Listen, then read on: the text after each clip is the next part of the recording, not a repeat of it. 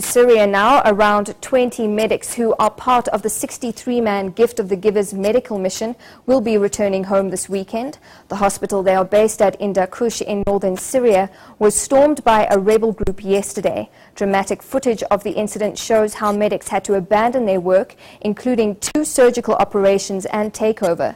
This as members of the Free Syrian Army demanded they be let into the hospital. None of the South Africans were injured in the incident. Pandemonium erupted. A scuffle ensued. These armed men forcefully entered the hospital. Outside, several rounds of gunshots were fired.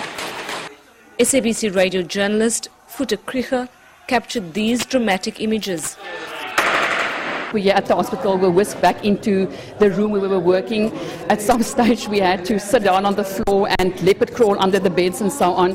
So it was just confusing. We are in a war zone. It was serious shooting, and we were just all very taken by surprise. Doctors temporarily abandoned their posts and patients. We had doctors who were performing operation in theater, and the panic extended to them. In this theatre, 2 surgical procedures were underway. Again, several rounds of gunshots were fired. Teams were instructed to abandon the procedures. We had a patient on the theatre table. We're doing an ulnar operation, a broken forearm on the one side, and the other side we had a kid that we were doing as well.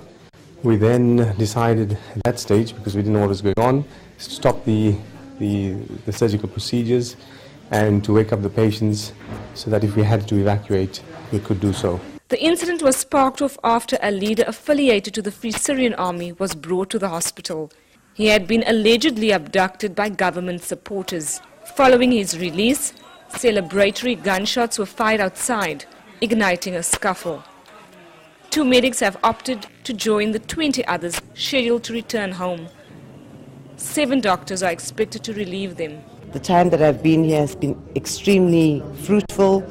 It's been an amazing experience, and it's sad that we haven't quite completed our mission, but because of the fear and uncertainties amongst my colleagues, I think as a colleague and as a friend and supervisor, I would rather go with them. I've decided to go back home because not purely out of fear, but I feel it's just the best thing to do.